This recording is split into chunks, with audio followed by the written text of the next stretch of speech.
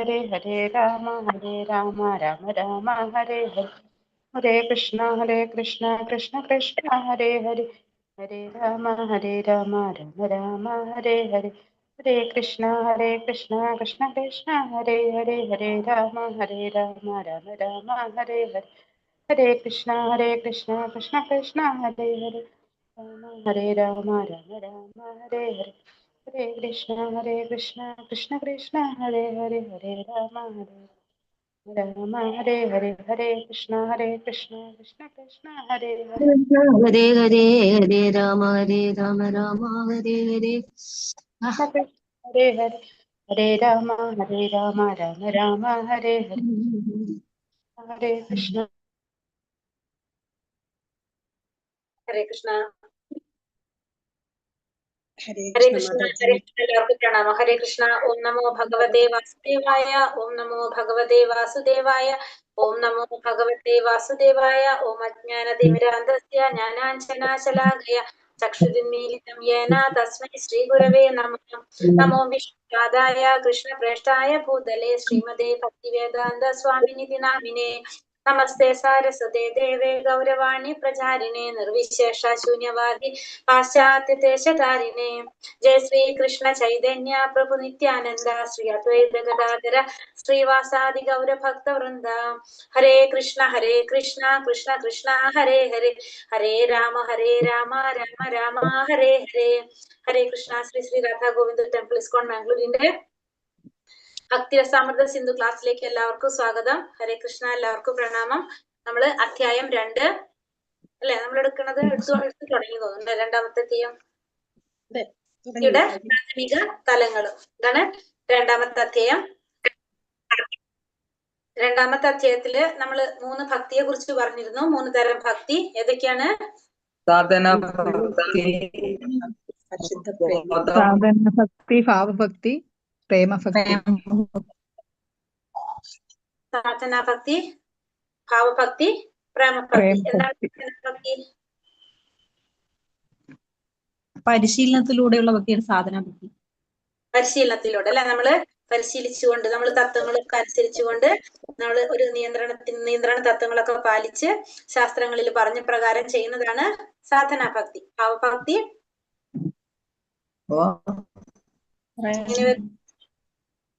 പറഞ്ഞില്ലേ അല്ലെ? ഭാവഭക്തി അല്ലേ പറഞ്ഞ സാധനാഭക്തിയുടെ 2 തരം പറഞ്ഞ. സാധനാഭക്തി 2 തരം. വൈദ്യ സാധനാഭക്തി, പിന്നെ ഏതാണ് രാഗാനുഗ ഭക്തി. അത് നമ്മൾ പറഞ്ഞിട്ടുണ്ട്. അപ്പൊ ഫസ്റ്റത്തെ വൈദ്യ സാധനാഭക്തി. വൈദ്യ സാധനാഭക്തി പരമാനന്ദം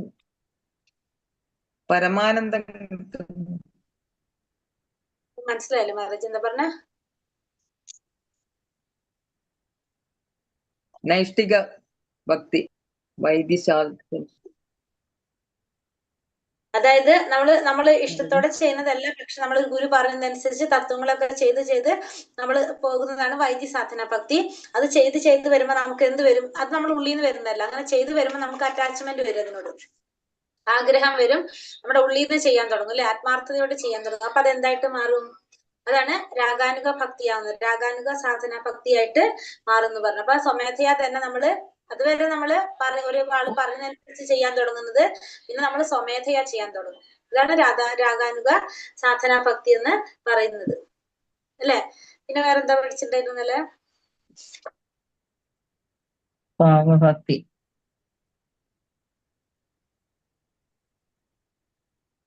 വൈദ്യ സാധന ഭക്തി 2 തരം പറഞ്ഞു.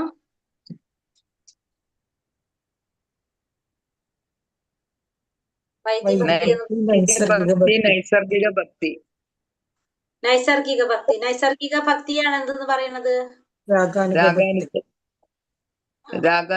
ഭക്തി. കൃഷ്ണനോട് കൂടുതൽ അടുക്കുന്നു, അപ്പോൾ ഭഗവാനോട് പ്രേമമുണ്ടാകുന്നു. അതാണ് രാഗാനുഗ ഭക്തി.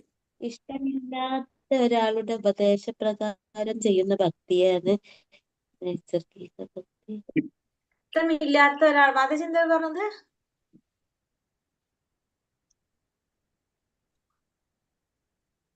ഹരേ കൃഷ്ണ. അതിലെന്തോ മിസ്റ്റേക്ക് തോന്നി പറഞ്ഞത് അനുസരിച്ച്.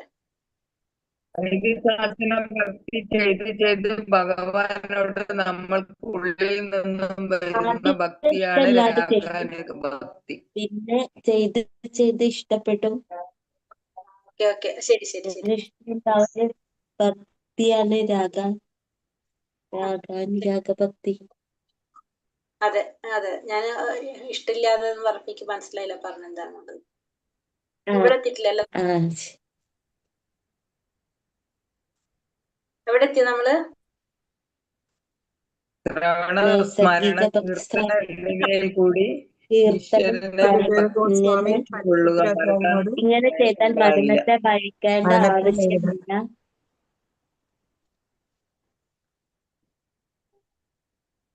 ഇത് പറഞ്ഞോ? പരീക്ഷിത് രാജാവിനോട് പറഞ്ഞത്. വോയിസ് കട്ടാവുന്നുണ്ടല്ലേ മാതാജിയുടെ വോയിസ് എന്റെയാണോ കട്ടാവുന്നു. പ്രശ്നം? എന്റെ ആണല്ലേ? ഓക്കെ, ഇപ്പൊ ശരിയായോ? ഇപ്പൊ വീഡിയോ ഓഫ് ചെയ്തു ഞാൻ ചോദിക്കട്ടെ, ഇത് ഭക്തി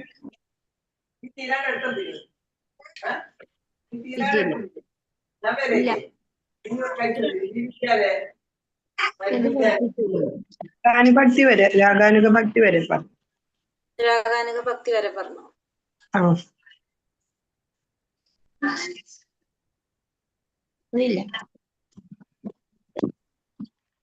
അതില്ല, തീർത്തിട്ടില്ലല്ലോ. ഇല്ല, പറഞ്ഞത് പിന്നെ ഭഗവാനുമായിട്ട് ആത്മബന്ധമോ നൈസർഗികമായ പ്രേമയുക്തിയോ സേവനമോ ഇല്ലാതിരിക്കുകയും അതേസമയം ആചാര്യന്റെ കൽപ്പന പ്രകാരമോ വിവിധ ബന്ധങ്ങളിലെ നിർദ്ദേശം അനുസരിച്ചോ മാത്രം ഭക്തിയുത സേവനം നടത്തുമ്പോൾ സാധനാഭക്തി എന്ന് പറയും എന്ന് അതുവരെ പറഞ്ഞു. പരീക്ഷിത് മഹാരാജാവിനോട് പറഞ്ഞ ശ്രവണം, കീർത്തനം, സ്മരണ ഇത് ചെയ്യാൻ പറഞ്ഞു. അതെ, അതുവരെ പറഞ്ഞു മാതാജി ഇന്നലെ.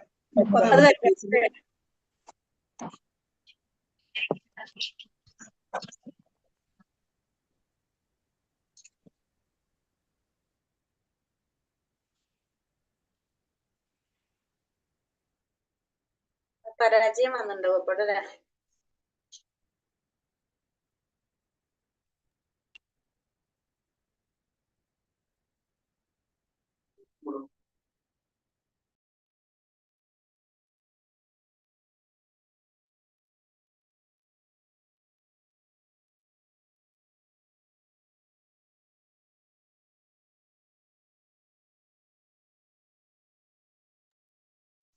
ഹരേ കൃഷ്ണ. അപ്പൊ ഇവിടെ തൊട്ടെടുക്കല്ലേ നമുക്ക്.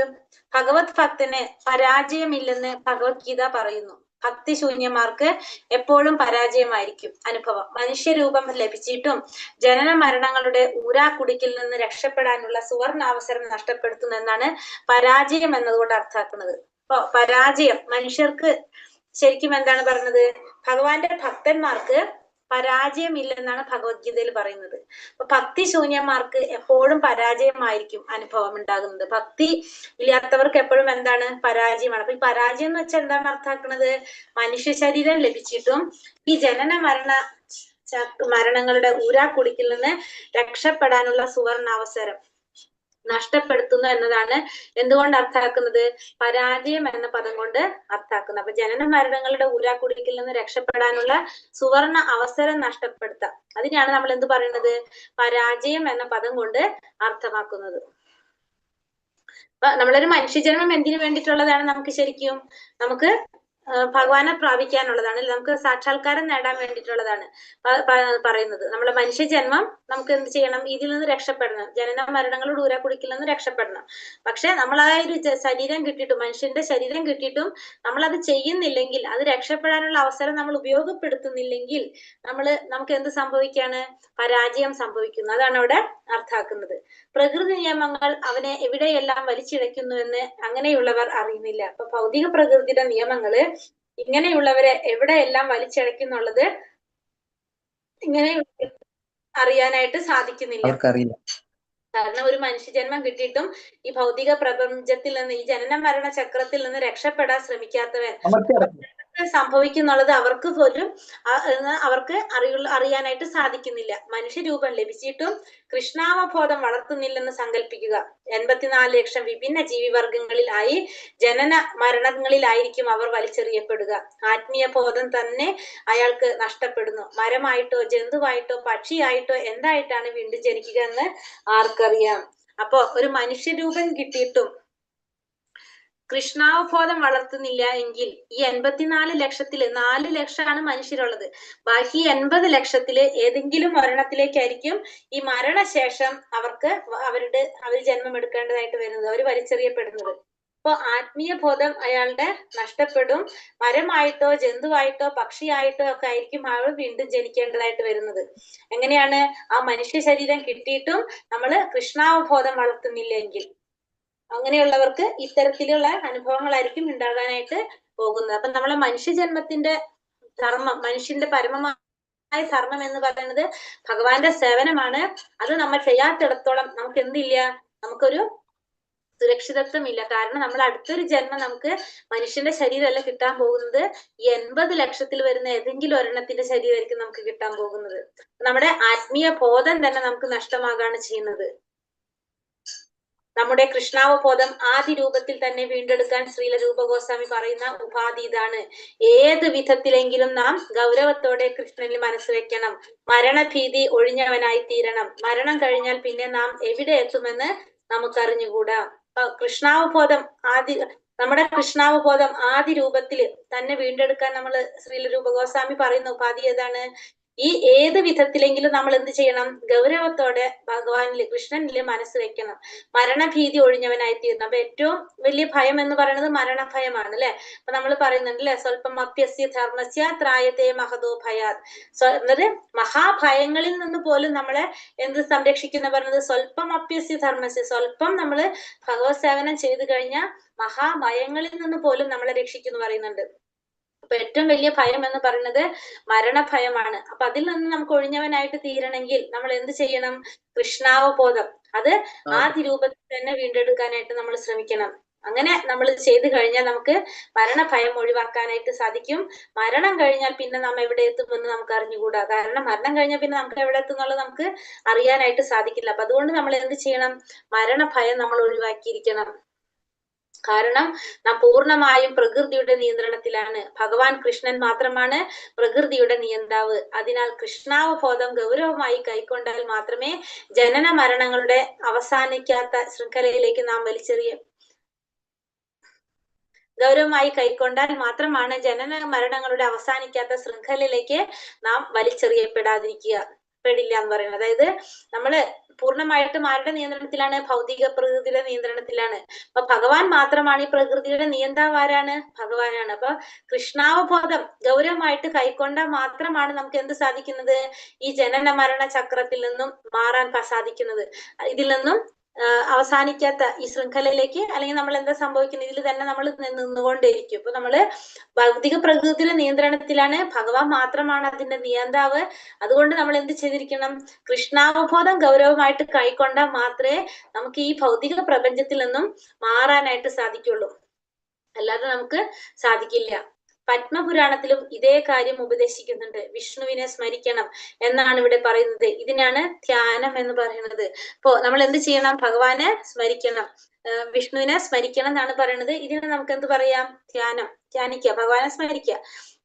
സദാ കൃഷ്ണനെ കുറിച്ച് സ്മരിക്കുക, വിഷ്ണുവിൽ ഏകാഗ്രമായി മനസ്സുറപ്പിച്ച് ധ്യാനിക്കാനാണ് ഉപദേശം. അപ്പൊ നമ്മൾ എപ്പോഴും എന്ത് ചെയ്യണം? ഭഗവാനെ സ്മരിച്ചു കൊണ്ടിരിക്കണം, ഭഗവാനില് ഏകാഗ്രമായിട്ട് മനസ്സുറപ്പിച്ച് ധ്യാനിക്കുക. ഇതാണ് ഉപദേശം. അപ്പൊ വിഷ്ണുവിനെ സ്മരിക്കണം. പിന്നെ എന്താണ്? അതിനെയാണ് ധ്യാനം എന്ന് പറയുന്നത്. പിന്നെ എന്താണ് പറയുന്നത്? വിഷ്ണുവിൽ ഏകാഗ്രമായി മനസ്സുറപ്പിച്ച് ധ്യാനിക്കാനാണ് ഉപദേശം നൽകുന്നത്.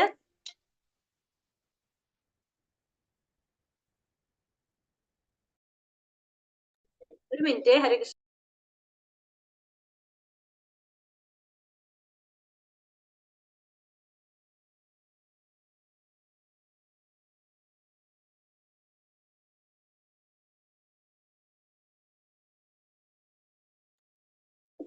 ഹരേ കൃഷ്ണ. അപ്പൊ പത്മപുരാണത്തിലും ഇതേ കാര്യം ഉപദേശിക്കുന്നുണ്ട്. എന്താ പറയണത്? വിഷ്ണുവിനെ സ്മരിക്കണം എന്നാണ് അവിടെ പറയുന്നത്. ഇതിനെയാണ് നമ്മൾ എന്ത് പറയണത്? ധ്യാനം എന്ന് പറയുന്നത്. സദാ കൃഷ്ണനെ കുറിച്ച് സ്മരിക്കുക, വിഷ്ണുവിൽ ഏകാഗ്രമായി മനസ്സുറപ്പിച്ച് ധ്യാനിക്കാനാണ് ഉപദേശം. അപ്പൊ നമ്മൾ എന്ത് ചെയ്യണം? എപ്പോഴും ഭഗവാനെ കുറിച്ച് സ്മരിച്ചു കൊണ്ടേയിരിക്കണം. അതായത് ഭഗവാനെ നമ്മൾ എപ്പോഴും സ്മരിക്കണം. പിന്നെ ഭഗവാനിൽ മനസ്സുറപ്പിച്ചുകൊണ്ട് നമ്മൾ എന്ത് ചെയ്യണം? ഭഗവാനെ ധ്യാനിക്കണം. ഏകാഗ്രമായിട്ട് ഭഗവാനിൽ മാത്രം മനസ്സുറപ്പിച്ച് ഭഗവാനെ ധ്യാനിക്കണം. ഇതാണ് എന്ത് പറയുന്നത്? നമുക്ക് തരുന്ന ഉപദേശം. എന്തിലാണെന്ന് പറയുന്നത്? പത്മപുരാണത്തിൽ പറയുന്നതാണിത്.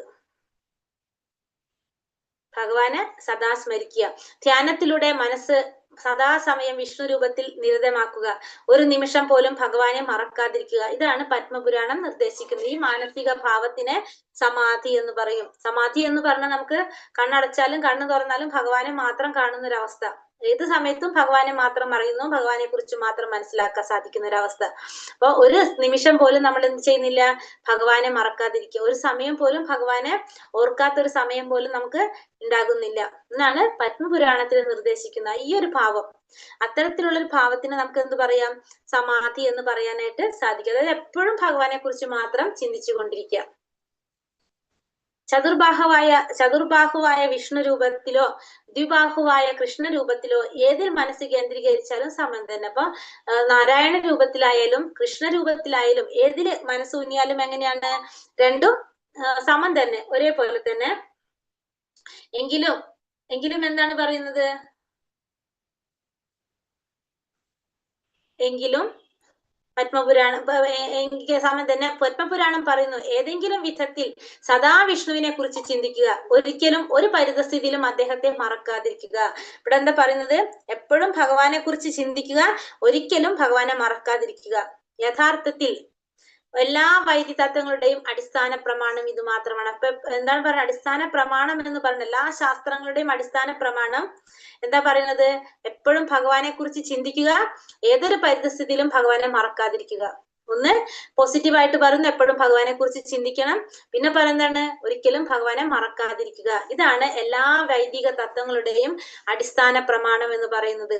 കാരണം മേലാധികാരിയിൽ നിന്ന് ഒരു കൽപ്പന ഉണ്ടാകുമ്പോൾ തീർച്ചയായും ഒപ്പം തന്നെ ഒരു നിരോധനവും ഉണ്ടായിരിക്കും. ഇവിടെ കൽപ്പന എന്താണ്? കൃഷ്ണനെ സ്മരിക്കുക എന്നാണ് കൽപ്പന എങ്കിൽ ഒരിക്കലും അദ്ദേഹത്തെ മറക്കരുത് എന്നതാണ് നിരോധനം. ഈ കൽപ്പനയുടെയും നിരോധനത്തിന്റെയും പരിധിക്കുള്ളിൽ വൈദിക തത്വങ്ങൾ പൂർണ്ണമാകുന്നു.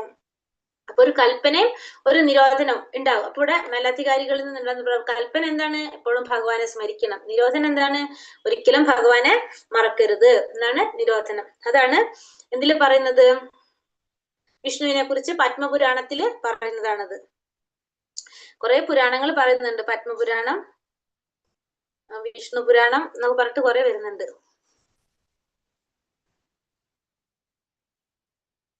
എല്ലാ വർണ്ണങ്ങൾക്കും ആശ്രമങ്ങൾക്കും ഈ വൈദികതത്വം ബാധകമാണ്. അപ്പൊ ഇത് എല്ലാറ്റിനും ഈ തത്വം ബാധകമാണ്.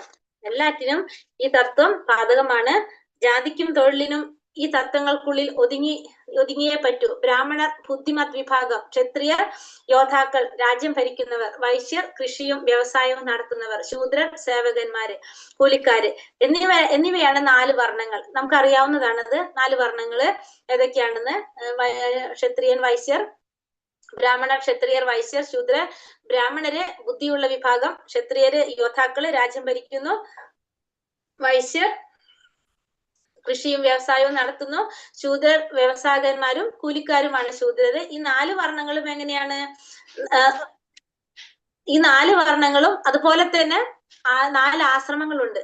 ബ്രഹ്മചര്യം, വിദ്യാർത്ഥി ജീവിതം, ഗാർഹസ്ഥ്യം, വാനപ്രസ്ഥം. ഹരേ കൃഷ്ണ മാതാജി. ഇല്ല മാതാജി, ഞാൻ ഇത് പറഞ്ഞു നോക്കിയതാ. സോറി മാതാജി. ഹരേ കൃഷ്ണ. അപ്പൊ എന്താ ഇവിടെ പറഞ്ഞത്? ബ്രഹ്മചര്യം, ഗൃഹസ്ഥം, വാനപ്രസ്ഥം, സന്യാസം. അപ്പൊ ബ്രഹ്മചര്യം എന്ന് പറയുന്നത് വിദ്യാർത്ഥി ജീവിതം, പിന്നെ വാനപ്രസ്ഥം വിശ്രമ ജീവിതം, സന്യാസം സർവസംഘ പരിത്യാഗി, ഗാർഹസ്ഥ്യം എന്ന് പറയുന്നത് എന്താണ്? ഗൃഹസ്ഥാശ്രമികൾ എന്ന്. ഗാർഹസ്ഥ്യം, വാനപ്രസ്ഥം വിശ്രമ ജീവിതം, സന്യാസം സർവസംഘ പരിത്യാഗികള്, ഗൃഹസ്ഥാശ്രമികള് അത്രേ പറയുന്നുള്ളൂ. പിന്നെ ബ്രഹ്മചാരി മാത്രമല്ല വൈദ്യ ആചരിക്കേണ്ടത്. അത് 4 വർണ്ണത്തിനും ബാധകമാണ്. അപ്പൊ എല്ലാവർക്കും എന്താണ് ഇതൊക്കെ ആചരിക്കേണ്ടത് ബാധകമാണ്. തുടക്കക്കാരൻ ബ്രഹ്മചാരിയാണോ വളരെയധികം പുരോഗമിച്ചവൻ സന്യാസിയാണോ എന്നത് പ്രശ്നമല്ല. നിരന്തരം ഭഗവാനെ സ്മരിക്കുക, ഒരിക്കലും ഭഗവാനെ മറക്കാതിരിക്കുക എന്ന തത്വം എല്ലാവരും അനുസരിക്കുക തന്നെ വേണം. അപ്പൊ ഇവിടെ തുടക്കക്കാരൻ ബ്രഹ്മചാരിയാണോ പുരോഗമിച്ചവനാണോ സന്യാസിയാണോ എന്നുള്ളതല്ല പ്രശ്നം. എന്താണ് കാര്യം? എപ്പോഴും ഭഗവാനെ സ്മരിക്കുക, ഒരിക്കലും ഭഗവാനെ മറക്കാതിരിക്കുക. അപ്പൊ എപ്പോഴും ഭഗവാനെ സ്മരിക്കണം, ഒരിക്കലും ഭഗവാനെ മറക്കാതിരിക്കുക എന്നതാണ് നമ്മൾ എല്ലാവരും പാലിക്കേണ്ട അല്ലെങ്കിൽ അനുസരിക്കേണ്ട തത്വം എന്ന് പറയുന്നത്. ശ്രീമദ് ഭാഗവതത്തിൽ നിർദ്ദേശിച്ചിട്ടുണ്ട്. നിമി മഹാരാജാവിനെ ഉപദേശിക്കുന്നതിനെത്തിയ നവയോഗീന്ദ്രന്മാരിൽ ഒരാളായ ചമസമുനി നിമിയോട് ഇപ്രകാരം പറഞ്ഞു: ബ്രാഹ്മണർ, വൈശ്യർ, ക്ഷത്രിയർ, ശൂദ്രർ എന്നിങ്ങനെ 4 വർണ്ണങ്ങൾ വിരാട് രൂപത്തിന്റെ വിഭിന്ന ഭാഗത്തു നിന്നാണ് രൂപം കൊണ്ടത്. അപ്പൊ ഈ 4 കൂട്ടരും, ബ്രാഹ്മണരും, ക്ഷത്രിയരും, വൈശ്യരും, ശൂദ്രരും, വിരാട് രൂപത്തിന്റെ വിഭിന്ന ഭാഗത്തു നിന്നാണ് ഇവരെല്ലാം രൂപം കൊണ്ടത്. ബ്രാഹ്മണർ മുഖത്തു നിന്നും, ക്ഷത്രിയർ ബാഹുക്കളിൽ നിന്നും, വൈശ്യർ അരക്കെട്ടുകളിൽ നിന്നും, ശൂദ്രന്മാർ പാദത്തിൽ നിന്നുമാണ്. അതുപോലെ ആശ്രമങ്ങളിൽ സന്യാസി വിരാട് രൂപത്തിന്റെ ശിരസിൽ നിന്നാണ് ജനിച്ചത്. വാനപ്രസ്ഥക്കാർ ബാഹുക്കളിൽ നിന്നും, ഗൃഹസ്ഥർ അരക്കെട്ടിൽ നിന്നും, ബ്രഹ്മചാരി പാദത്തിൽ നിന്നും ജനിച്ചു. സമൂഹത്തിന്റെ 4 വിഭാഗങ്ങളെയും ആത്മീയ പുരോഗതിയുടെ വിവിധ തലങ്ങളെയും മനസ്സിലാക്കേണ്ടത് ഗുണങ്ങളുടെ അടിസ്ഥാനമാക്കിയാണ്. ഈ വർണ്ണ വ്യത്യാസങ്ങളും ആശ്രമഭേദങ്ങളും ഭഗവാൻ തന്നെ സൃഷ്ടിച്ചതാണെന്ന് ഭഗവത്ഗീത പറയുന്നു. അപ്പൊ ഇവിടെ 4 കൂട്ടര്, 4 വർണ്ണങ്ങളും 4 ആശ്രമങ്ങളും. 4 വർണ്ണങ്ങൾ എന്ന് പറയുന്നത് ഭഗവാന്റെ ഓരോ വിഭിന്ന ഭാഗത്തു നിന്നാണ് രൂപം കൊണ്ടെന്ന് പറഞ്ഞു. മുഖത്ത് നിന്ന് ബ്രാഹ്മണരും, ബാഹുക്കളിൽ നിന്ന് കൈകളിൽ നിന്ന് ക്ഷത്രിയരും, അരക്കെട്ടിൽ നിന്ന് വൈശ്യരും, പാദത്തിൽ നിന്ന് ശൂദ്രരും വന്നു. അതേപോലെ തന്നെ ആശ്രമങ്ങള് സന്യാസി വിരാട് രൂപത്തിന്റെ ശിരസിൽ നിന്നാണ് ജനിച്ചത്. വാനപ്രസ്ഥക്കാർ കൈകളിൽ നിന്നും, ഗൃഹസ്ഥർ അരക്കെട്ടിൽ നിന്നും, ബ്രഹ്മചാരി പാദത്തിൽ നിന്നും ജനിച്ചു. അപ്പോ സമൂഹത്തിലെ 4 വിഭാഗങ്ങളും ആത്മീയ പുരോഗതിയുടെ വിവിധ തലങ്ങളെയും മനസ്സിലാക്കേണ്ടത് ഗുണങ്ങളുടെ അടിസ്ഥാനമാക്കിയാണ്. അപ്പോ ഈ വർണ്ണ വ്യത്യാസങ്ങളും ആശ്രമഭേദങ്ങളും ഭഗവാൻ തന്നെ സൃഷ്ടിച്ചതാണെന്ന് ഭഗവത്ഗീത പറയുന്നു. അപ്പൊ ഇത് മനസ്സിലാക്കേണ്ടത് എന്തിന്റെ അടിസ്ഥാനത്തിലാണ്? ഗുണങ്ങളുടെ അടിസ്ഥാനത്തിലാണ് ഇതെല്ലാം മനസ്സിലാക്കേണ്ടത്. ഈ ആശ്രമങ്ങളും ഈ വർണ്ണങ്ങളും സൃഷ്ടിച്ചത് ഭഗവാൻ തന്നെയാണെന്നും എന്തിൽ പറയുന്നുണ്ട്? ഭഗവത്ഗീതയിൽ പറയുന്നുണ്ട്. ആർക്കൊക്കെ അടിസ്ഥാനം വ്യക്തികളുടെ ഗുണവുമാണ്. അവർക്കൊക്കെ അടിസ്ഥാനം എന്താണ്? ഈ വ്യക്തികളുടെ ഗുണമാണ് എന്ന് പറയുന്നത്. അടുത്തത് ഇവിടെ പറയുന്നത് എന്താണ്? അവർക്കൊക്കെ അടിസ്ഥാനം വ്യക്തികളുടെ ഗുണമാണ്. ഭഗവത്ഗീതയിൽ ഉറപ്പിച്ചു പറയുന്നു, അദ്ദേഹമാണ് പരമാസ്വാദകൻ. അതുകൊണ്ട് സ്വന്തം ബ്രാഹ്മണനായാലും ശൂദ്രനായാലും സ്വന്തം പ്രവർത്തികളിലൂടെ പരമപുരുഷനായ ഭഗവാനെ തൃപ്തിപ്പെടുത്തേണ്ടതുണ്ട്. എല്ലാവരും സ്വധർമ്മം പ്രവർത്തിക്കണം. എന്നാൽ അതിന്റെ പൂർണ്ണത പരീക്ഷിക്കപ്പെടുന്നത് ഭഗവാൻ എത്രമാത്രം തൃപ്തികരമായി എന്നതിന്റെ അടിസ്ഥാനത്തിലാണ്. ഓരോരുത്തരും അവരവരുടെ നിലയ്ക്കനുസരിച്ച് ഈ പ്രവർത്തികൾ കൊണ്ട് ഭഗവാനെ തൃപ്തിപ്പെടുത്തണം. ഇല്ലെങ്കിൽ അവർക്ക് സ്വന്തം നിലയിൽ നിന്ന് അധപതിക്കേണ്ടി വരും. ഇതാണ് നാം മനസ്സിലാക്കേണ്ട കാര്യം. അപ്പൊ എല്ലാവരും എന്ത് ചെയ്യണം? ഭഗവാനെ സംതൃപ്തിപ്പെടുത്തണം. അത് ക്ഷത്രിയനായാലും ബ്രാഹ്മണനായാലും ശൂദ്രരായാലും ആരായാലും എന്ത് ചെയ്യണം? ഭഗവാനെ പരമപുരുഷനായ ഭഗവാനെ തൃപ്തിപ്പെടുത്തണം. അതിനെല്ലാവരും എന്ത് ചെയ്യണം? സ്വധർമ്മം പാലിക്കണം. എന്നാൽ അതിന്റെ പൂർണ്ണത പരീക്ഷിക്കപ്പെടുന്നത് ഭഗവാൻ എത്രമാത്രം തൃപ്തികരമായി എന്നതിന്റെ അടിസ്ഥാനത്തിലാണ്. അപ്പൊ ഭഗവാൻ എത്രത്തോളം തൃപ്തികരമായി എന്നതിന്റെ അടിസ്ഥാനത്തിലാണ് അതിന്റെ പൂർണ്ണത പരീക്ഷിക്കപ്പെടുന്നത്. അപ്പൊ ഓരോരുത്തരും അവരവരുടെ നിലയ്ക്ക് അനുസരിച്ച് ഈ പ്രവർത്തികൾ കൊണ്ട് ഭഗവാനെ തൃപ്തിപ്പെടുത്തണം. അപ്പൊ ഓരോരുത്തരും അവരവരുടെ നിലകൾക്കനുസരിച്ച് ഈ പ്രവർത്തികൾ കൊണ്ട് എന്ത് ചെയ്യണം? ഭഗവാനെ തൃപ്തിപ്പെടുത്തണം. ഇല്ലെങ്കിൽ അവർക്ക് സ്വന്തം നിലയിൽ നിന്ന് അധപ്പതിക്കേണ്ടി വരും. ഇതാണ് നാം മനസ്സിലാക്കേണ്ട കാര്യം. അപ്പൊ അല്ലെങ്കിൽ അവർക്ക് എന്ത് ചെയ്യേണ്ടി വരും? ഓരോരുത്തർക്കും അവരുടെ നിലയിൽ നിന്ന് അധപതിക്കേണ്ടതായിട്ട് വരും എന്നുള്ളതാണ് നമുക്ക് മനസ്സിലാക്കാനായിട്ട് സാധിക്കുന്നത്. ഉദാഹരണത്തിന് വിരാട് രൂപത്തിന്റെ ശിരസിൽ നിന്ന് ജനിച്ച ബ്രാഹ്മണൻ സർവാതിശയായ വൈദിക ശബ്ദം അഥവാ ശബ്ദബ്രഹ്മം ഉപദേശിക്കേണ്ടവനാണ്. അപ്പൊ വിരാട് രൂപത്തിന്റെ ശിരസിൽ നിന്ന് ജനിച്ച ബ്രാഹ്മണൻ സർവാതിശയായ വൈദിക ശബ്ദം അല്ലെങ്കിൽ ശബ്ദബ്രഹ്മം ഉപദേശിക്കേണ്ടവൻ. അപ്പൊ എല്ലാവർക്കും ആ ജ്ഞാനം, അറിവ് പകർന്നു കൊടുക്കേണ്ടവനാണ് ആര്? ബ്രാഹ്മണൻ. ഭഗവാന്റെ ശിരസിൽ നിന്ന് ജനിച്ചവനാണ് ബ്രാഹ്മണൻ. എല്ലാവർക്കും ആ അറിവ്, ശബ്ദബ്രഹ്മം ഉപദേശിക്കേണ്ടവനാണ്. അതാണ് അയാളുടെ ധർമ്മം. ഭഗവാൻ വേണ്ടി ഭക്ഷണം കഴിക്കേണ്ടത് ആരാണ്? ബ്രാഹ്മണൻ തന്നെയാണ്. ബ്രാഹ്മണനിലൂടെയാണ് ഭഗവാൻ ഭക്ഷിക്കുന്നത് എന്ന് വേദങ്ങൾ ഘോഷിക്കുന്നു. അപ്പൊ ബ്രാഹ്മണനിലൂടെയാണ് ആര് ഭക്ഷിക്കുന്നത്, ഭഗവാൻ ഭക്ഷിക്കുന്നത് എന്ന് ഭഗവാൻ പറയുന്നുണ്ട്. ബ്രാഹ്മണൻ ഭഗവാന് വേണ്ടി വെറുതെ ഭക്ഷിച്ചാൽ മാത്രം പോരാ, ഭഗവാൻ വേണ്ടി ജനസമൂഹത്തിന് ഭഗവത്ഗീത വിജ്ഞാനം പകരുകയും ചെയ്യണം. അപ്പൊ വെറുതെ ഭക്ഷിച്ചാൽ മാത്രം പോരാ, ബ്രാഹ്മണൻ ഭഗവാന് വേണ്ടിയിട്ട് പകരം എന്ത് ചെയ്യും വേണം, ഭഗവാനെ കുറിച്ച് ജനങ്ങൾക്ക് പറഞ്ഞ് മനസ്സിലാക്കി ജ്ഞാനം പകർന്നു കൊടുക്കുകയും വേണം. അങ്ങനെയാണ് ആര് ചെയ്യേണ്ടത്, ബ്രാഹ്മണൻ ചെയ്യേണ്ടത്. അതുപോലെ തന്നെ മായയുടെ അതിക്രമത്തിൽ ജനിച്ച ജനങ്ങളെ രക്ഷിക്കണത് ആരുടാണ്, രക്ഷിക്കണം എന്നത് ക്ഷത്രിയന്റെ കടമയാണ്. ഇതാണ് ക്ഷത്രിയ ധർമ്മം. അപ്പൊ ക്ഷത്രിയർ എന്താ ചെയ്യേണ്ടത്, ജനങ്ങളെ രക്ഷിക്കേണ്ടവരാണ് ക്ഷത്രിയർ. ഉദാഹരണത്തിന് ഒരു കറുത്ത രൂപം കലി പശുവിനെ ഹിംസിക്കാൻ ഒരെമ്പെടുക്കുന്നത് കണ്ട നിമിഷത്തിൽ അവനെ കൊല്ലാൻ പരീക്ഷിത്ത് മഹാരാജാവ് വാളൂരി സംരക്ഷണം നൽകാൻ ഹിംസ ആവശ്യമായി വരും. കുരുക്ഷേത്ര യുദ്ധത്തിൽ യുദ്ധഭൂമിയിൽ നടത്താനാണ് ഭഗവാൻ അർജുനനെ നേരിട്ട് കൊടുക്കുന്ന നിർദ്ദേശം. ജനസാമാന്യത്തിനു മൊത്തത്തിൽ സംരക്ഷണം നൽകാൻ ഹിംസ ആവശ്യമായി വന്നു. അപ്പോ ഹിംസിക്കാനായിട്ട് ഹിംസ ചെയ്യേണ്ട, അതായത് ഒരു ക്ഷത്രിയന്റെ ധർമ്മം അല്ലെങ്കിൽ ധർമ്മം എന്ന് പറയുന്നത് എന്താണ്, ജനങ്ങളെ അതിക്രമത്തിൽ നിന്ന് രക്ഷിക്കുക എന്നുള്ളതാണ്. അപ്പോ ഒരു പശുവിനെ ഹിംസിക്കാനായിട്ട് ഒരു അമ്പെടുത്ത് കണ്ട നിമിഷം, ഒരു കലി രൂപം കറുത്ത രൂപം ഹിംസിക്കാൻ ചെയ്യുന്നത് കണ്ട നിമിഷത്തിൽ തന്നെ പരീക്ഷിത്ത് മഹാരാജാവ് എന്ത് ചെയ്തു, വാളൂരിക്കൊണ്ട് ആ പശുവിനെ സംരക്ഷിക്കാനായിട്ട് ചെയ്തു. അപ്പൊ അവിടെ ഹിംസ ആവശ്യമായി വന്നു. അപ്പൊ അതുകൊണ്ട് ആര് രക്ഷിച്ചു, അവിടെ പരീക്ഷിത്ത് മഹാരാജാവ് രക്ഷിച്ചു. അതേപോലെ തന്നെ കുരുക്ഷേത്ര യുദ്ധകളത്തില് ഭഗവാൻ എന്താണ് ബുദ്ധഭൂമിയിലെ ഒരു മിനിറ്റ്, കുരുക്ഷേത്ര യുദ്ധഭൂമിയിൽ ഹിംസ നടത്താനാണ് ഭഗവാൻ അർജുനന് നേരിട്ട് കൊടുക്കുന്ന നിർദ്ദേശം. അവിടെ യുദ്ധം ചെയ്യാനാണ് ഭഗവാൻ അർജുനന് നേരിട്ട് കൊടുത്ത നിർദ്ദേശം. അവിടെ ഹിംസ നടത്താനാണ് ഭഗവാൻ പറയുന്നത്. ജനസാമാന്യത്തിന് മൊത്തത്തിൽ സംരക്ഷണം നൽകാൻ ഹിംസ ആവശ്യമായി വരുന്നു.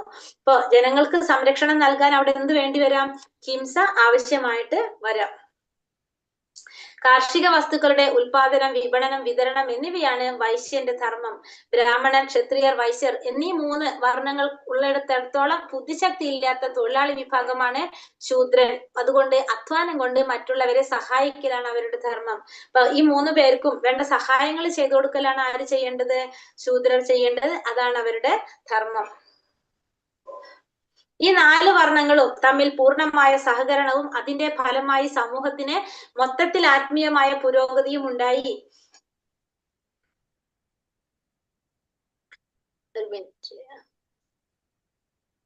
ഈ വിധത്തിൽ ഈ 4 വർണ്ണങ്ങളും തമ്മിൽ പൂർണ്ണമായ സഹകരണവും അതിന്റെ ഫലമായി സമൂഹത്തിന് മൊത്തത്തിൽ ആത്മീയമായ പുരോഗതിയും ഉണ്ടായി. അപ്പൊ ഈ 4 വർണ്ണങ്ങളും തമ്മില് പൂർണ്ണമായിട്ടുള്ള സഹകരണം ഉണ്ടായിരുന്നു. അപ്പൊ അതിന്റെ ഫലമായിട്ട് എന്തുണ്ടായി, പുരോഗതി, സമൂഹത്തില് ആത്മീയമായ പുരോഗതിയും ഉണ്ടായി. സഹകരണമില്ലാതെയാകുമ്പോൾ സമൂഹം അധപതിക്കുകയും ചെയ്യും.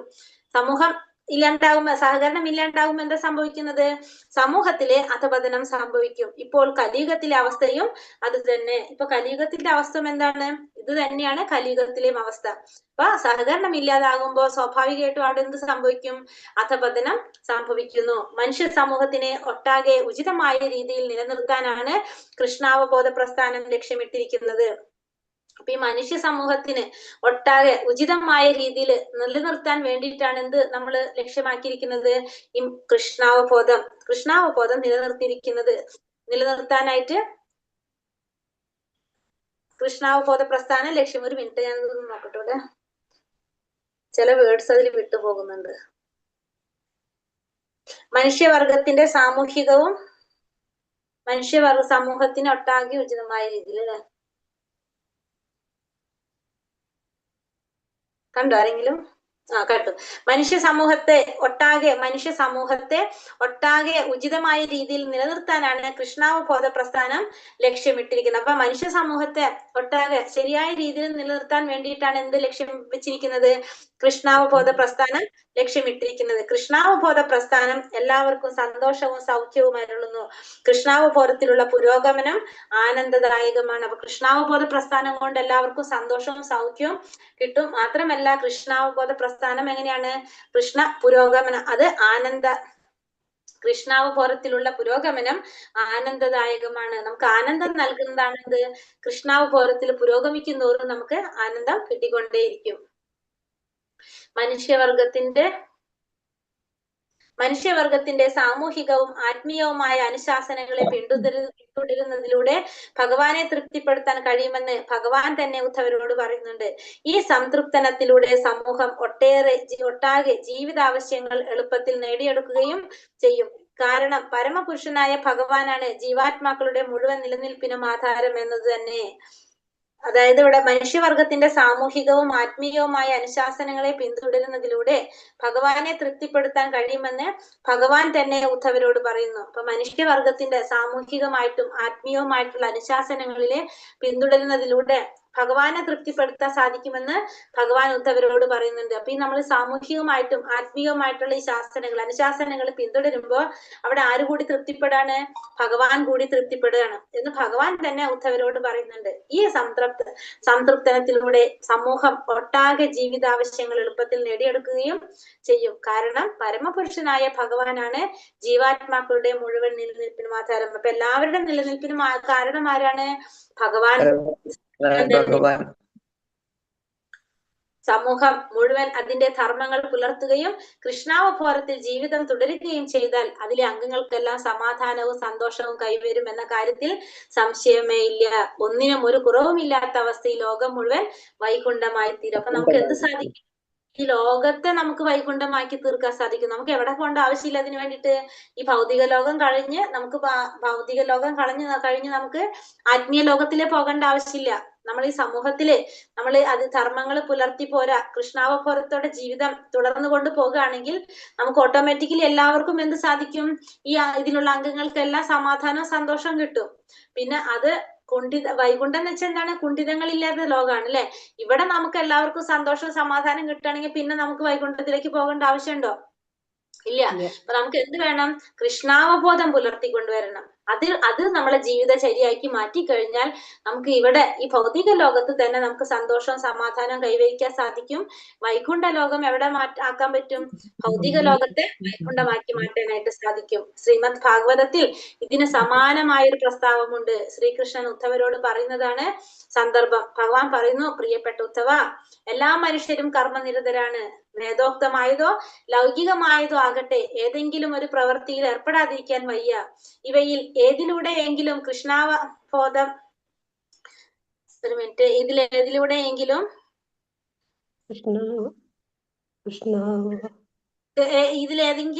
ഇതിലേതിലൂടെയെങ്കിലും അവർ കൃഷ്ണാവബോധത്തോടെ എന്നെ ആരാധിക്കുന്നുവെങ്കിൽ അവർ ഈ ലോകത്തും പരലോകത്തും സുഖം അനുഭവിക്കും. ഇക്കാര്യത്തിൽ സംശയമേ വേണ്ട. അപ്പോൾ എന്താ പറഞ്ഞത്? പ്രിയപ്പെട്ട ഉദ്ധവ, എല്ലാ മനുഷ്യരും അങ്ങനെയാണ്, കർമ്മനിരതരാണ്. വേദോക്തമായതോ ലൗകികമായതോ ആയിക്കോട്ടെ ഏതെങ്കിലും രീതിയിൽ കർമ്മം ചെയ്യണം. ഒന്നില്ലെങ്കിൽ ആത്മീയമായിട്ട് വേദശാസ്ത്രങ്ങൾ പറഞ്ഞ പ്രകാരം ചെയ്യുന്നു, അല്ലെങ്കിൽ ലൗകികമായ രീതിയിൽ ചെയ്യുന്നു. ഭൗതികമായ ആഗ്രഹങ്ങൾക്ക് വേണ്ടിയിട്ട് ലൗകികമായ രീതിയിൽ ചെയ്യുന്നു. അപ്പൊ ഏതെങ്കിലും രീതിയിൽ അവരെന്താണ്? ഒരു പ്രവൃത്തിയിൽ ഏർപ്പെടാതിരിക്കാനായിട്ട് ഇവർക്ക് സാധിക്കില്ല. അവര് പ്രവൃത്തികൾ ചെയ്തുകൊണ്ടേയിരിക്കുന്നു. ഇവയിൽ ഏതിലൂടെയെങ്കിലും അവർ കൃഷ്ണാവബോധത്തോടെ എന്നെ ആരാധിക്കുന്നെങ്കിൽ, അപ്പൊ ചെയ്യുന്ന കർമ്മത്തിൽ ഏതെങ്കിലും രീതിയിൽ അവര് കൃഷ്ണാവബോധത്തോടെ ചെയ്യുന്നുണ്ടെങ്കിൽ അത് ഈ ലോകത്തും പരലോകത്തും സുഖം അനുഭവിക്കും. അപ്പൊ അങ്ങനെയുള്ളവർക്ക് ഈ ലോകത്തിലായാലും പരലോകത്തിലായാലും സുഖം അനുഭവിക്കാനായിട്ട് സാധിക്കും. അക്കാര്യത്തിൽ യാതൊരു സംശയവും വേണ്ട എന്നാണ് ഭഗവാൻ പറഞ്ഞത്. അപ്പൊ ഭൗതികമായിട്ട് ചെയ്യുന്നതും ആത്മീയമായിട്ട് ചെയ്യുന്നതും എങ്ങനെയാണ്? ഭഗവാന് കൃഷ്ണാവബോധത്തോടെയാണ് ചെയ്യുന്നതെങ്കിൽ, അങ്ങനെയാണെങ്കിൽ അവർക്ക് ഈ ലോകത്തും പരലോകത്തും എന്ത് സാധിക്കും? സുഖം അനുഭവിക്കാനായിട്ട് സാധിക്കും എന്നുള്ളതിന് യാതൊരു സംശയവും വേണ്ട. ഇപ്രകാരം ബ്രാഹ്മണ, ക്ഷത്രിയ, വൈശ്യ, ശൂദ്ര ഭേദമോ ബ്രഹ്മചാരി, ഗൃഹസ്ഥൻ, വാനപ്രസ്ഥൻ, സന്യാസി എന്ന വ്യത്യാസമോ വകവയ്ക്കാതെ കൃഷ്ണാവബോധ പ്രസ്ഥാനം എത്രയോ സുന്ദരമാണ്. അപ്പൊ ഇത് പ്രകാരം അപ്പൊ 4 വർണ്ണങ്ങളും ആശ്രമങ്ങളും ഇതിനെ വകവയ്ക്കാത്ത കൃഷ്ണാവബോധം അത് എത്രയോ സുന്ദരമായിട്ടുള്ളതാണ്.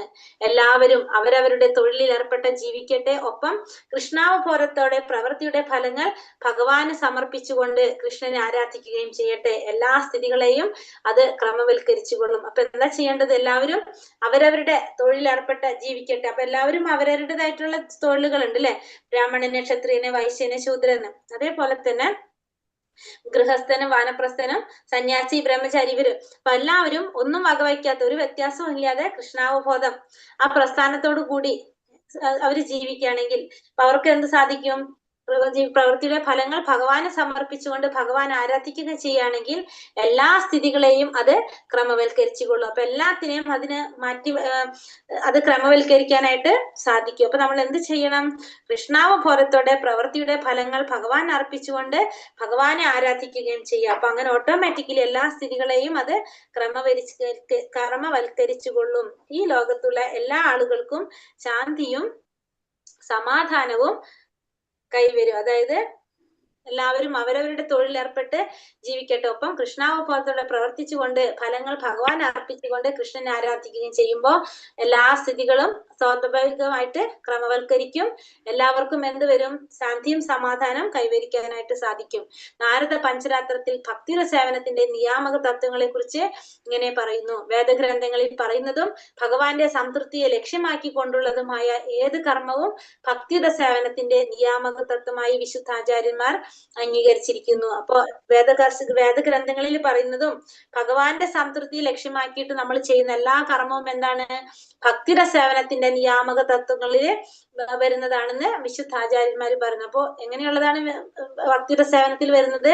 ഒന്ന്, ഭഗവാന്റെ സംതൃപ്തിക്ക് ലക്ഷ്യമാക്കിക്കൊണ്ട് ചെയ്യുന്ന ഏത് കർമ്മം, പിന്നെ വേദങ്ങളിൽ പറഞ്ഞിരിക്കുന്ന രീതിയിലുള്ളതും ഭക്തിയുടെ സേവനത്തിന്റെ നിയാമക തത്വമായിട്ട് വിശുദ്ധ ആചാര്യന്മാർ അംഗീകരിച്ചിരിക്കുന്നു. ഹരേ കൃഷ്ണ കൃഷ്ണ കൃഷ്ണ ഹരേ ഹരേ, ഹരേ രാമ രാമ രാമ ഹരേ ഹരേ. പഞ്ചാകൽപതരുപേശ്ച കൃപാ സിന്ധുഭ്യവച പതിതാനാം പാവനേഭ്യോ വൈഷ്ണവേഭ്യോ നമോ നമ. അനന്തകോടി വൈഷ്ണവൃന്ദി കി ജയ്. ശ്രീല പ്രഭുപാദ് കി ജയ്. ഗുരുദേവ് കി ജയ്. നിത്തായ് ഗുരു പ്രമാനന്ദേ. ഹരി ഹരി ബോൾ. അപ്പൊ ഇവിടെ രണ്ടാമത്തെ അധ്യായം നമുക്ക് ജസ്റ്റ് ഒന്ന് പറഞ്ഞിട്ട് ക്വസ്റ്റ്യൻ ആൻസറിലേക്ക് പോവാം. അപ്പൊ ഒന്നാമത്തെ അധ്യായത്തില് മെയിൻ ആയിട്ട് നമ്മൾ കണ്ടു 6 സവിശേഷ ഗുണങ്ങൾ. അതാണ് ഒന്നാമത്തെ അധ്യായത്തിൽ. അപ്പൊ അതിന്റെ പോയിന്റ്സ് ആണ് നമ്മൾ എക്സ്പ്ലെയിൻ ചെയ്തത്. ഒന്നാമത്തെ അധ്യായത്തിൽ അതാണ്. രണ്ടാമത്തെ അധ്യായത്തില് നമ്മൾ പറഞ്ഞത് എന്താണ്? രണ്ടാമത്തെ അധ്യായത്തിന്റെ പേര് ഭക്തിയുടെ പ്രാഥമിക തലങ്ങളാണ് രണ്ടാമത്തെ അധ്യായം. അതിൽ 3 തരം ഭക്തിയെ കുറിച്ച് പറഞ്ഞു. സാധനാ ഭക്തി, ഭാവഭക്തി, പ്രേമഭക്തി എന്ന് പറഞ്ഞു. ആ സാധനാ ഭക്തിയുടെ ഓരോന്നിനും ഉപവിഭാഗങ്ങൾ ഉണ്ടെന്ന് കണ്ടു. ആദ്യത്തെ സാധനാ ഭക്തിയില് 2 വിഭാഗങ്ങള്, ക്ലേശാഗ്നി ശുഭത. രണ്ടാമത്തെ ഭാവഭക്തിയില് 4 ഉപവിഭാഗങ്ങള്, ക്ലേശാഗ്നി ശുഭത, മോക്ഷ ലഘുക്ത. ഹരേ കൃഷ്ണ.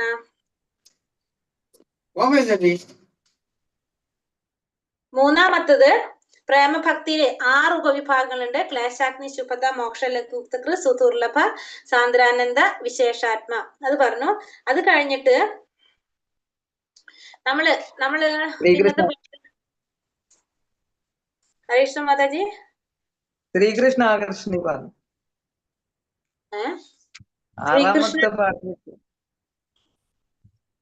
മാതാജി എവിടെ ഇരിക്കുന്നു? രണ്ടാമത്തെ അധ്യായം ഇപ്പൊ നമ്മൾ ഒന്നാമത്തൊക്കെ കഴിഞ്ഞുപോയി. അല്ല, ഒന്നാമത്തെ റിവിഷൻ പറഞ്ഞില്ലേ മാതാജി? ഇപ്പൊ ഇല്ല, റിവിഷൻ പറഞ്ഞില്ലേ ഇപ്പൊ? ക്വസ്റ്റ്യൻ ഒന്നാമത്തെ ഒന്നും പറഞ്ഞില്ല, രണ്ടാമത്തെ അല്ലേ പറഞ്ഞോണ്ടിരിക്കുന്നത്. മനസ്സിലായിരിക്കപ്പോ അല്ലേ? ഇവിടെ ഒന്ന് ശ്രദ്ധിച്ചാൽ ഇരിക്കുന്നത് മനസ്സിലായിന്ന്. അപ്പൊ അല്ല മാതാജി ഇപ്പൊ പറഞ്ഞില്ലേ? ഹരേ കൃഷ്ണ മാതാജി. അത് മാതാജി ആ പ്രേമഭക്തിയുടെ അത് പറഞ്ഞപ്പോ ലാസ്റ്റില് ശ്രീകൃഷ്ണ ആകർഷതി പറഞ്ഞില്ല എന്നാണ് മാതാജി പറഞ്ഞതെന്ന് തോന്നുന്നു. അത് തന്നെ. 6 പോയിന്റ് എന്ന് പറഞ്ഞു. ഉപവിഭാഗത്തിന്റെ കൃഷ്ണാകർഷി പറഞ്ഞില്ല ഞാൻ? ഇല്ല. സോറി മാതാജി, ഞാൻ വിചാരിച്ചു മാതാജി ഒന്നാമത്തെ അധ്യായത്തിൽ ഇരിക്കുകയാണ്. സോറി ട്ടോ. ഹരേ കൃഷ്ണ. അല്ല ഹരേ കൃഷ്ണ മാതാജി. അപ്പൊ നമ്മള് 6 പോയിന്റ് നമ്മൾ അതിൽ കണ്ടത് അല്ലെ? ഓരോന്നിനും 2, 4, 6 നമ്മൾ കണ്ടു, ഉപവിഭാഗങ്ങൾ കണ്ടു. അത് കഴിഞ്ഞിട്ട് സാധനാഭക്തി എന്താണ് എന്ന് നമ്മൾക്ക് മനസ്സിലായി. സാധനാഭക്തി എന്താണ്? നമ്മള് എന്ത് ചെയ്യാണ്? നമ്മളെ ഉള്ളിലുണ്ടാകും. അപ്പൊ നമ്മളത് എങ്ങനെ ചെയ്യുന്നു? നമ്മള് ഗുരുവിന്റെ നിർദ്ദേശപ്രകാരം ചെയ്യുന്നു. ഭഗവാന് വേണ്ടി ചെയ്യാം. നമ്മുടെ ഇന്ദ്രിയങ്ങൾ കൊണ്ട് നമ്മൾ ഭഗവാന് വേണ്ടി ചെയ്യുന്നതിനാണ് സാധനാ ഭക്തി എന്ന് പറയുന്നത്. സാധനാ ഭക്തി, സാധനയിലൂടെ ഭഗവാന് വേണ്ടിയിട്ട് ചെയ്യുന്നത്. അപ്പൊ അതിനെ രണ്ടു തരം പറയുന്നതാണ് വൈദ്യ സാധനാ ഭക്തിയും രാഗാനുഗ ഭക്തിയും. സാധനാ ഭക്തി, വൈദ്യ സാധനാ ഭക്തി. അപ്പൊ ഈ വൈദ്യ സാധനാ ഭക്തി എന്ന് പറയുന്നത് നമ്മൾ ഈ പറഞ്ഞ പോലെ ഗുരു പറഞ്ഞതനുസരിച്ച് ഭഗവാന് വേണ്ടിയിട്ട് ചെയ്യാം. അപ്പൊ നിയന്ത്രണ തത്വങ്ങളെല്ലാം അനുസരിച്ച് ശാസ്ത്രങ്ങളിൽ പറഞ്ഞ പ്രകാരം നമ്മൾ ചെയ്യുന്നു. നമുക്ക് എന്തില്ല, നമുക്ക് അതിനോടൊരു അടുപ്പമൊന്നുമില്ല, നമ്മളെ ഉള്ളിൽ നിന്നൊന്നും വരുന്നതല്ല, പക്ഷെ നമ്മൾ ചെയ്തു പോകുന്നത്. അതാണ് വൈദ്യ സാധനാ ഭക്തി. സാധനാ ഭക്തിയും അത് തന്നെ, നമ്മൾ ആ സാധനയിലൂടെ ചെയ്ത് വരുന്നത്. അപ്പൊ വൈദ്യം എന്ന് പറയുമ്പോൾ ഗുരുവിനെ കൂട്ടിട്ട് വന്നിട്ട് പറഞ്ഞു. പിന്നെ അത് കഴിഞ്ഞിട്ട് രാഗാനുഗ ഭക്തി. ഈ സാധനാ ഭക്തി ചെയ്ത് നമുക്ക് എന്ത് വരും, നമ്മുടെ അറ്റാച്ച്മെന്റ് വരും, അല്ലെങ്കിൽ ഉള്ളുകൊണ്ട് നമ്മൾ ചെയ്യാൻ തുടങ്ങും. അപ്പൊ അതിനെ നമുക്ക് എന്ത് പറയാം, രാഗാനുഗ സാധനാ ഭക്തി എന്ന് പറയാനായിട്ട് സാധിക്കും നമുക്ക്.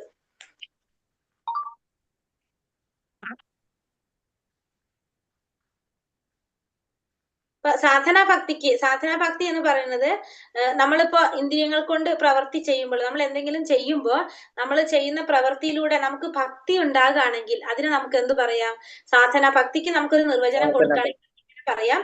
അതായത് നമ്മൾ ഇന്ദ്രിയങ്ങൾ കൊണ്ട് നമ്മൾ കർമ്മങ്ങൾ ചെയ്യുമ്പോൾ ആ ചെയ്യുന്ന പ്രവൃത്തികളിലൂടെ നമുക്ക് ഭക്തി ഉണ്ടാകുകയാണെങ്കിൽ നമുക്ക് അതിനെന്ത് പറയാം, സാധനാ ഭക്തി എന്ന് പറയാം. സാധനാ ഭക്തിക്ക് ഒരു നിർവചനം നമ്മൾ കൊടുക്കുകയാണെങ്കിൽ നമുക്ക് എന്ത് പറയാം, ഇപ്പൊ നമ്മൾ എന്തെങ്കിലും കർമ്മങ്ങൾ ചെയ്യാണല്ലേ, നമ്മൾ ഇന്ദ്രിയങ്ങൾ കൊണ്ട് കർമ്മങ്ങൾ ചെയ്യുമ്പോൾ ആ കർമ്മത്തിന്റെ ഫലമായിട്ട് നമുക്ക് എന്ത് ഉണ്ടാകുന്നുണ്ട്, ഒരു പ്രവൃത്തി ഉണ്ടാകുന്നുണ്ടെങ്കിൽ നമുക്ക് അതിനെന്ത് പറയാം, ഭക്തി എന്ന് പറയാൻ പറ്റും. ഒരു പ്രവൃത്തികളിലൂടെ ഭക്തി ഉണ്ടാകുകയാണെങ്കിൽ നമുക്കതിനെ സാധനാ ഭക്തി എന്ന് പറയാനായിട്ട് സാധിക്കും. അത് രണ്ടു തരം നമ്മൾ പറഞ്ഞത്, വൈദ്യ സാധനയും പിന്നെ രാഗാനുഗ ഭക്തിയും പറഞ്ഞു. ഇപ്പൊ രാഗാനുഗ ഭക്തി എന്ന് പറഞ്ഞാൽ സ്വമേധയാ ചെയ്യുന്നതാണ്. വൈദ്യ സാധന എന്ന് വെച്ചിട്ടുണ്ടെങ്കിൽ നമ്മൾ നിർബന്ധ പ്രകാരം ചെയ്യുന്നതാണ്, ആരും പറയാതെ തന്നെ നമ്മൾ ഓരോ കാര്യങ്ങൾ ചെയ്യുന്നത്. പിന്നെ നമ്മൾ മെയിൻ ആയിട്ട് വേറൊരു പോയിന്റ് പറഞ്ഞത് എന്താണ്, എപ്പോഴും ഭഗവാനെ ഓർക്കണം, ഒരിക്കലും ഭഗവാനെ മറക്കരുത് അല്ലെ. ഒരു പോയിന്റ് പിന്നെ പറഞ്ഞത് നമ്മൾ എന്ത് ചെയ്യണം, എപ്പോഴും ഭഗവാനെ ഓർക്കണം, ഒരിക്കലും ഭഗവാനെ മറക്കരുത് എന്നുള്ളതാണ് പറയുന്നത്.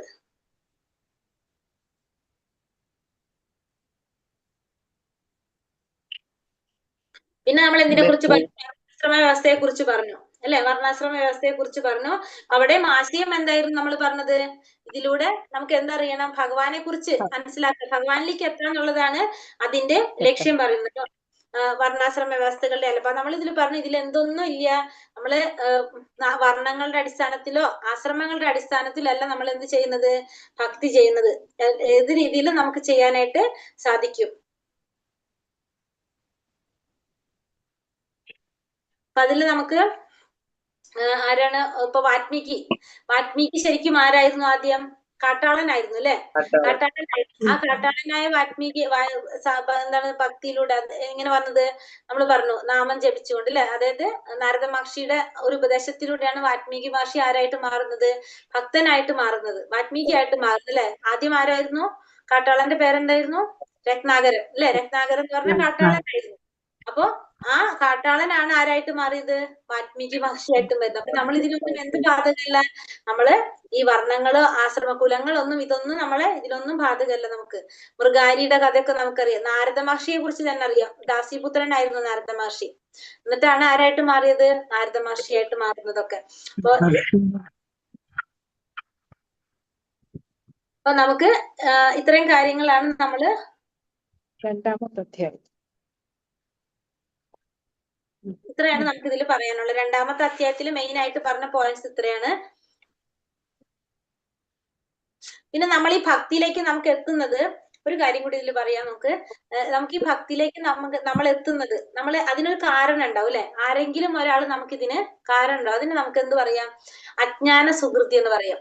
ആരെങ്കിലുടെയും ഒരു നമ്മളുടെ ഒരു സുഹൃതം, അത് അജ്ഞാനമായിട്ട് കിട്ടുന്ന. അതായത് ഇപ്പൊ നമ്മള് എന്താ പറയാ, രഥയാത്ര നടക്കുക, റോട്ടില് രഥയാത്ര പോകുമ്പോ ചിലപ്പോ അത് രഥയാത്ര പോകുമ്പോ അത് കണ്ടു നിൽക്കുക, അല്ലെങ്കിൽ ആ രഥത്തിന്റെ ഫോളോ ചെയ്യുക. നമുക്ക് അതിലൂടെ നമുക്ക് എന്തിലേക്ക് എത്താം, നമ്മൾ ഭക്തിയിലേക്ക് എത്താം. അല്ലെങ്കിൽ ഇപ്പോ സങ്കീർത്തനം, നഗര സങ്കീർത്തനം ചെയ്യുമ്പോൾ ആ സങ്കീർത്തനം കേൾക്കുക, ആ ശ്രവണം, അതിലൂടെ അല്ലെങ്കിൽ പ്രസാദം വിതരണം ചെയ്യുമ്പോൾ നമുക്കൊരു പരിചയം ഉണ്ടാവില്ല, പക്ഷെ നമ്മൾ പോകുന്നവർക്ക്, റോട്ടിലൂടെ പോകുന്നവർക്കൊക്കെ പ്രസാദം കൊടുക്കുകയാണ്. ആ പ്രസാദം കഴിച്ചുകൊണ്ടും അവർക്ക് എന്തിലേക്ക് വരാം? ഈ ഭക്തിയിലേക്ക് വരാം. അതായത് നമുക്കിപ്പോ ഭക്തിയിലേക്ക് വരാനായിട്ട് പല മാർഗങ്ങളുണ്ട്. ഇതൊക്കെ നമുക്ക് അറിയാതെ വരുന്ന മാർഗങ്ങളാണ്. ഇതൊക്കെ നമുക്ക് സംഭവിച്ചു പോകുന്നതാണിത്. അപ്പൊ അങ്ങനെയൊക്കെ നമുക്ക് എന്തിലേക്ക് വരാം? ഭക്തിയിലേക്ക് വരാനായിട്ടൊക്കെ സാധിക്കും. പിന്നെ ശുദ്ധഭക്തന്മാരുടെ സംസർഗം കൊണ്ട്, അവരുടെ കാരുണ്യം കൊണ്ട്, അല്ലെങ്കിൽ അവരുടെ അങ്ങനെ നമുക്ക് എന്തിലേക്ക് വരാം? ഭക്തിയിലേക്ക് വരാനായിട്ട് സാധിക്കും. ഇത്രയാണ് നമ്മുടെ രണ്ടാമത്തെ അധ്യായത്തില് പറയുന്നത്. അല്ലാതെ വേറെ ഒന്നുമില്ല. അപ്പൊ ഇതിൽ മെയിൻ ആയിട്ട് പറയുന്നത് സാധനാഭക്തി. സാധനാഭക്തി രണ്ടു തരം, വൈദി സാധനാഭക്തി, പിന്നെ രാഗാനുഗ ഭക്തി. അതിനെ കുറിച്ച് തന്നെയാണ് ഇവിടെ പറയുന്നത്. ഹരേ കൃഷ്ണ. അപ്പൊ എടുത്തതിൽ എന്തെങ്കിലും സംശയം ഉണ്ടോന്ന്? ഹരേ കൃഷ്ണ. നമുക്ക് ക്വസ്റ്റ്യൻസ് നോക്കാം.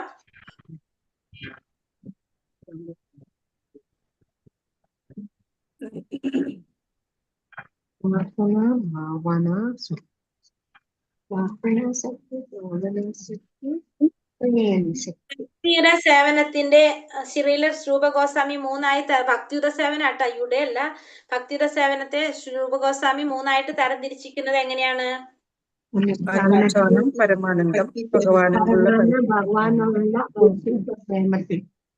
അതാണ് അനുഷ്ഠാനം, പരമാനന്ദം, ഭഗവാനോടുള്ള ശുദ്ധപ്രേമം. അതിന്റെ കൂടെ ബ്രാക്കറ്റിൽ എഴുതി വെച്ചോളൂ. അതിന്റെ വേറൊരു പേരാണ് സാധനാഭക്തി, ഭാവഭക്തി, പ്രേമഭക്തി. കേട്ടോ, സാധന, ഭാവ, പ്രേമം. അടുത്തത് അനുഷ്ഠാനം എന്നതുകൊണ്ട് എന്താണ് അർത്ഥാക്കുന്നത്? അനുഷ്ഠാനം എന്ന് വെച്ചാൽ സാധനാഭക്തി. സാധനാഭക്തി എന്ന് വെച്ചാൽ എന്താണ് പറയുന്നത്? ഇന്ദ്രിയങ്ങളെല്ലാം ഭഗവാന് വേണ്ടി അപ്പൊ ഇന്ദ്രിയങ്ങള് ചെയ്യപ്പെടുന്ന പ്രവർത്തികളിലൂടെ ഭക്തി ഉൽപ്പന്നമാകാണ്. ഭക്തി ഉണ്ടാകുകയാണെങ്കിൽ നമുക്ക് അതിനെന്ത് പറയാം?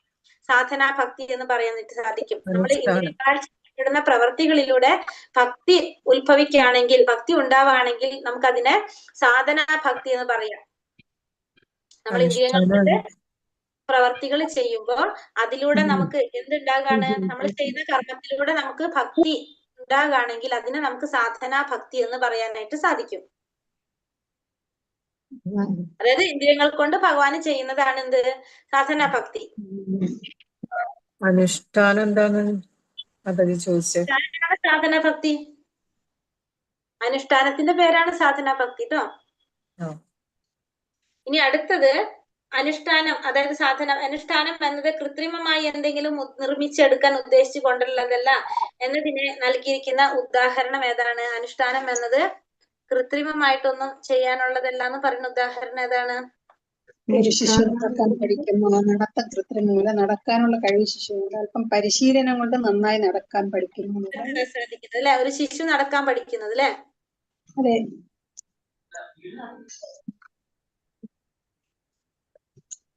മാതാജി ഒന്നും പറയാം.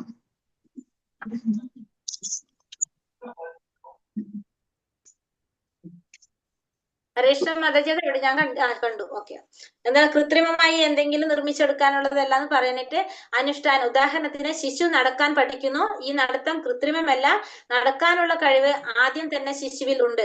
അല്പം പരിശീലനം കൊണ്ട് ശിശു നന്നായി നടക്കാൻ പഠിക്കുന്നു. അതുപോലെ ഭഗവാന് വേണ്ടിയുള്ള ഭക്തിയുടെ സേവനം എന്നത് എല്ലാ ജീവാത്മാക്കളുടെയും സ്വാഭാവികമായ ജന്മവാസനയാണ്. അപ്പൊ പ്രാകൃത വർഗത്തിന് പോലും എന്തുണ്ട്? ഈ വാസനയുണ്ട്. അപ്പൊ എല്ലാവരിലും അതുണ്ട്.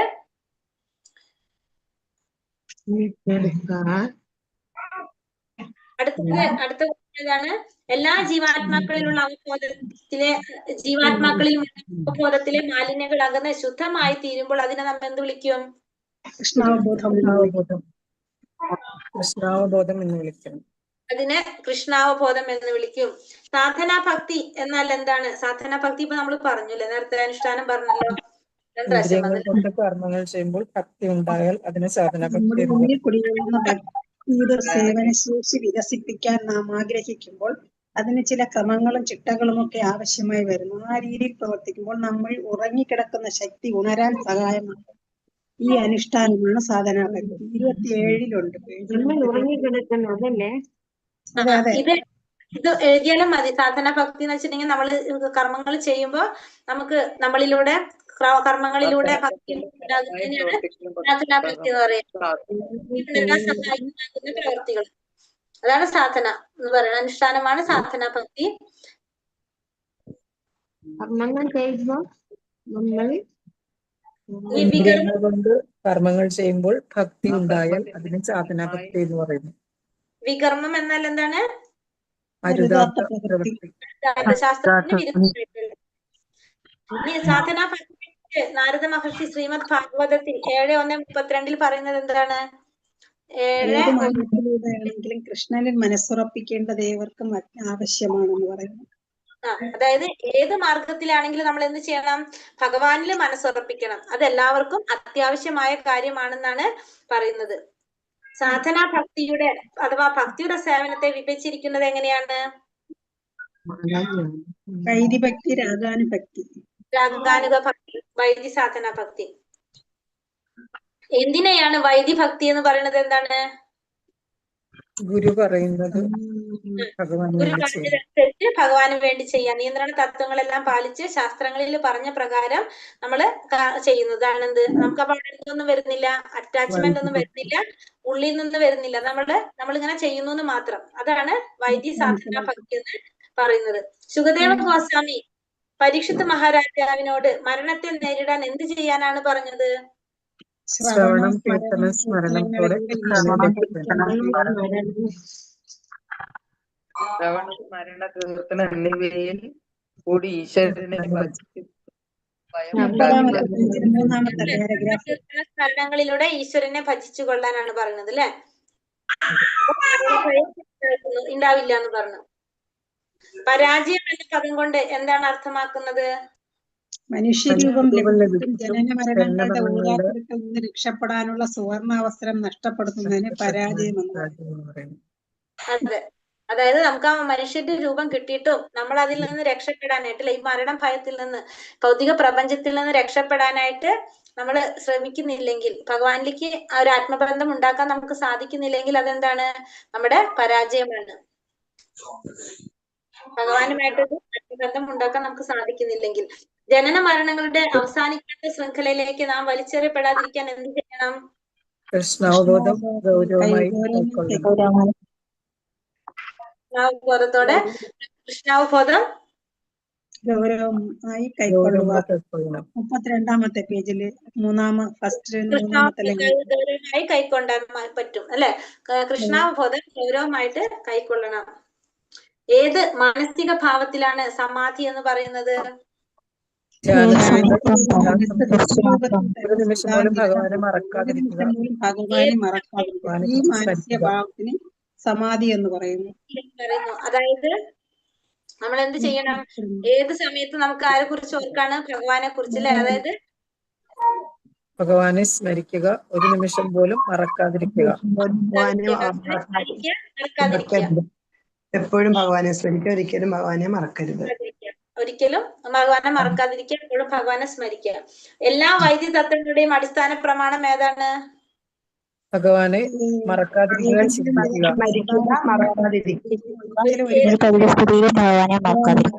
ചിന്തിക്കുക.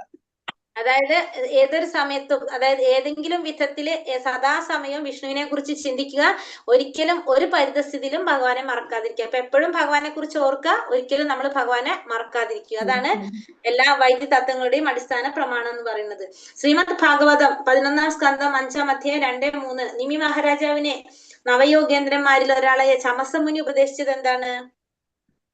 ചമസമുനി പറഞ്ഞത് എന്താണ്? ചമസമുനി പറയുന്നത്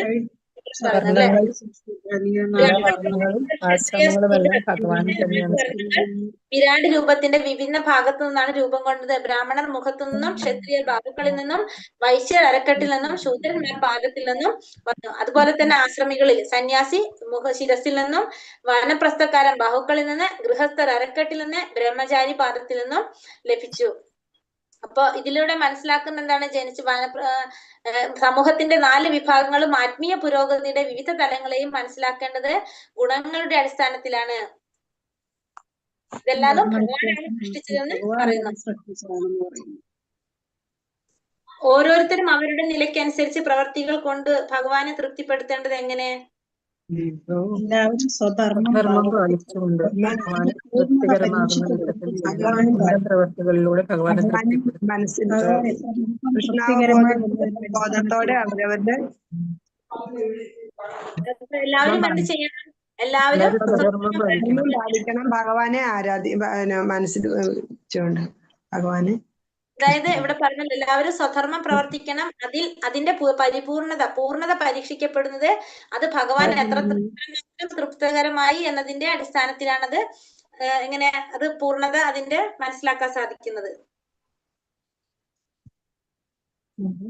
ഭഗവാനെ സംതൃപ്തിപ്പെടുത്താന്നുള്ളതാണ് നമ്മുടെ അടിസ്ഥാന തത്വം, ലക്ഷ്യം. എല്ലാ ജീവാത്മാക്കളുടെ നിലനിൽപ്പിന്റെ ആധാരം ആരാണ്? പരമപുരുഷനായ ഭഗവാൻ. ഈ ലോകം മുഴുവൻ എങ്ങനെ വൈകുണ്ഠമാക്കി തീർക്കാൻ സാധിക്കും? സഹകരണത്തിലൂടെ. കൃഷ്ണാവബോധത്തിൽ ജീവിതം തുടരുകയും ഞങ്ങൾക്കെല്ലാം സമാധാനം സന്തോഷം വരും. അങ്ങനെ ഒന്നിനും ഒരു കുറവുമില്ലാത്ത അവസ്ഥയിൽ ഈ ലോകം മുഴുവൻ വൈകുണ്ഠമാകും. വൈകുണ്ഠമായി മാറും. എവിടെയും പേജ് നമ്പർ 35 35 ഓക്കെ.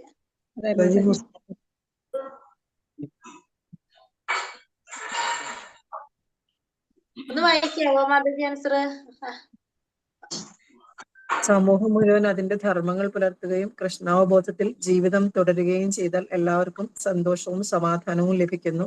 ഒന്നിനും ഒരു കുറവുമില്ലാത്ത അവസ്ഥയിൽ ഈ ലോകം മുഴുവൻ വൈകുണ്ഠം ആയിത്തീർക്കും.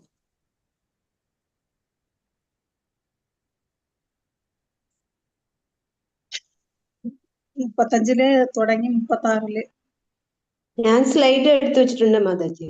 സമൂഹം മുഴുവൻ അതിന്റെ ധർമ്മത്തിൽ പുലർത്തുകയും കൃഷ്ണാവബോധത്തിൽ ഇങ്ങനെ എഴുതാം: സമൂഹം മുഴുവൻ ധർമ്മങ്ങൾ പുലർത്താൻ എല്ലാവരും കൃഷ്ണാവബോധത്തിൽ ജീവിതം തുടരാം. അങ്ങനെയാണെങ്കിൽ അത് കുറെ എഴുതണ്ട, ഞാൻ അതാ നോക്കിയത്. സമൂഹം മുഴുവൻ എന്ത് ചെയ്യണം? ധർമ്മങ്ങൾ പുലർത്തണം. പിന്നെ എല്ലാവരും അങ്ങനെയാവുമ്പോ എല്ലാവർക്കും എന്ത് കിട്ടും? സമാധാനം, സന്തോഷം കൈവരിക്കാൻ സാധിക്കും. അപ്പൊ നമുക്ക് എന്ത് സാധിക്കും? ഈ ലോകത്തെ സാധിക്കും. അല്ലാണ്ട് അത് മുഴുവൻ ഇങ്ങനെ എഴുതണ്ട, അത് ചെറിയ സെന്റൻസ് ആക്കിയിട്ട് എഴുതിയാൽ മതി കേട്ടോ. നാരദ പഞ്ചരാത്രത്തിൽ ഭക്തി സേവനത്തിന്റെ നിയാമക തത്വങ്ങളെ കുറിച്ച് പറയുന്നത് എന്താണ്? വേദഗ്രന്ഥങ്ങളിൽ പറയുന്നതും ഭഗവാന്റെ സംതൃപ്തിയെ ലക്ഷ്യമാക്കിയിട്ടുള്ളതുമായ ഏത് കർമ്മവും ഭക്തിയുത സേവനത്തിന്റെ നിയമതത്വമായി അംഗീകരിച്ചിരിക്കുന്നു.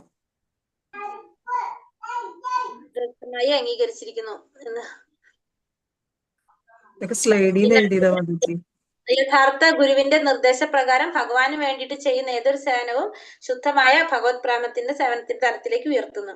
വേദഗ്രന്ഥങ്ങളിൽ അതിനെ പറയുന്നത് ഇവിടെ നാരദ പഞ്ചരാത്രത്തിൽ പറയുന്നത്, വേദഗ്രന്ഥങ്ങളിൽ പറയുന്നതും ഭഗവാന്റെ സംതൃപ്തിയെ ലക്ഷ്യമാക്കിക്കൊണ്ടുള്ളതുമായിട്ടുള്ള ഏതോ കർമ്മവും ഭക്തിയുടെ സേവനത്തിന്റെ നിയാമക തത്വമായിട്ട് വിശുദ്ധ ആചാര്യന്മാർ അംഗീകരിച്ചിരിക്കുന്നു. ഹരേ കൃഷ്ണ.